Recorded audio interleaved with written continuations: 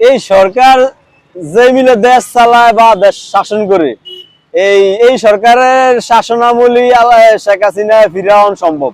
কারণ সরকার যদি এইভাবে দেশ চালায় তাইলে মানুষের মন মানসিকতা আওয়ামী লীগের দিকেই যাইব। তা আমি মনে করি আওয়ামী লীগের আবার প্রতিষ্ঠিত করার জন্য এই সরকারের শাসনটাই যথেষ্ট। আপনার বর্তমানে দেখা যাচ্ছে যে বিভিন্ন জায়গায় হাসনাত আব্দুল্লাহ, হাজী সালাম সহকারে যারা উপদেষ্টা সমন্বয়ক আছে, এগুলো মানুষ আবল তাবল ভাষায় গালাগালি করে। আসলে আপনারা সাধারণ খেটে খাওয়া মানুষ যারা চায়ের দোকানের কথাবার্তা কয় বা কৃষক শ্রমিক, তাদের ভাষাটা আগে যায় বুঝেন। তারা এদেরকে এই দেশের 90% সাধারণ মানুষ হয়তো মিডিয়ার সামনে আসতে পারে না, কিন্তু অন্তর থেকে তাদেরকে ঘৃণা করে এবং গালাগালি করে, যা ভাষায় প্রকাশ করা যায় না। আমি মনে করি এই জাতের এই সমন্বয়ক উপদেষ্টা এরা মোটামুটি বাংলাদেশের মানুষের কাছে সন্ত্রাসী একটা সংগঠন হিসেবে পরিচিত হয়েছে। মানুষ এদেরকে মানে সন্ত্রাস হিসেবে আখ্যা দিছে। আমি মনে করি এরা এক ভবিষ্যৎ হবে খুবই ভয়ঙ্কর। কারণ এই দেশের মানুষ ভালার ভালা আবার খারাপের খারাপ, এখনো কিন্তু মানুষ এদেরকে মানে। মানুষের যে অত্যাচার, দেশে আইন নাই, নিয়ম নাই, কোনো শৃঙ্খলা নাই, আপনার চারিদিকে লাশ, মানুষের লাশ কুত্তায় খায়, দেশটা যেমন এক হাহাকার। মুক্তিযুদ্ধের সময় দেশের যেরকম একটা অবস্থা হয়েছে, বর্তমানে দেশের অবস্থা ওই অবস্থা একদম ঠিক আগের মতনই। বর্তমানে মানুষ ঘর থেকে বাইরে হইতে পারে না। এই হচ্ছে বাংলাদেশের পরিস্থিতি। তারা তো থাকে আপনার গুলশান বনানীর মতো জায়গায়, এই জন্য তারা বর্তমান পরিস্থিতি বোঝে না। তবে আমি মনে করি এই মানুষ এখনো তাদেরকে মানে। মানুষ, সাধারণ মানুষের কিন্তু পাওয়ার কিছু নাই, হারানোর কিছু নাই। একবার যদি পিছের দিকে তাকায় বলে যে আমরা তো আর মারি না, তাইলে কিন্তু এই সমন্বয় উপদেষ্টা যারা আছে ওই আপনার সাগরে যায় ফালানোর কোনো ব্যবস্থা থাকবো না। আমি মনে করি খুব তাড়াতাড়ি যদি বুদ্ধিমান লোক হয় পলায় যাওয়াটাই ভালো কথা। আপনারা তাড়াতাড়ি অবিলম্বে একটা হেলিকপ্টার বা বিমান ভাড়া করে পাকিস্তান নয়তো আমেরিকা চলে যান। এটাই হইল গিয়ে আমাদের সাধারণ জনগণের ভাষা।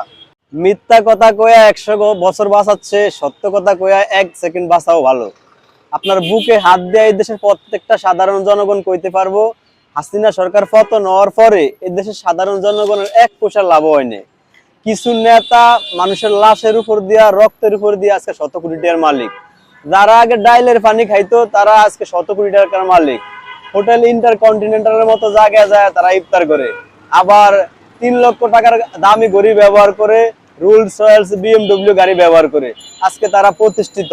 কিন্তু এই দেশের জনগণ কি পাইলো? আমরা তো মনে করি আমরা আগেই ভালো ছিলাম।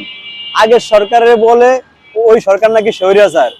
ওইরকম একটা স্বৈরাচারই তো এই দেশে যাওয়ার দরকার।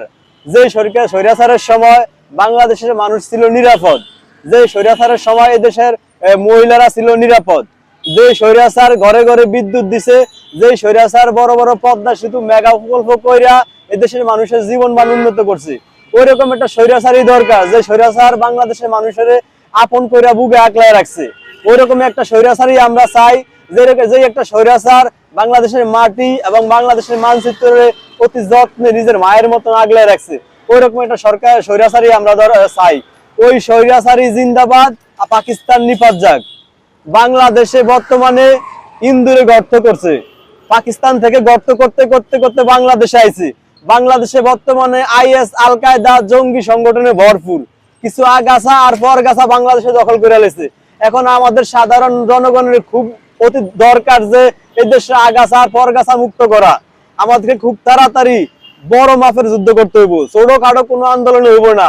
রোড ম্যাপ ঘোষণা করিয়া, শিডিউল করিয়া যুদ্ধ করা লাগবো। ও আগ্নেয়গিরির মতন সমস্ত কিছু জ্বালায় দিতে হইব। এই জঙ্গি আর সন্ত্রাসীদের বিরুদ্ধে যুদ্ধ করতে হইব। আর এই যুদ্ধে বাংলাদেশের প্রত্যেকটা ঘরেই হইব এক একটা ক্যান্টনমেন্ট। আমি আশা করি এই যুদ্ধে বাংলাদেশের প্রত্যেকটা সচেতন নাগরিক অংশগ্রহণ করবে। ভয় পেও না বন্ধু, জিত তোমার হবেই ইনশাল্লাহ। আমি মনে করি আমরা সাধারণ মানুষ, আর এই যুদ্ধে আমাদেরই জিত হবে ইনশাল্লাহ।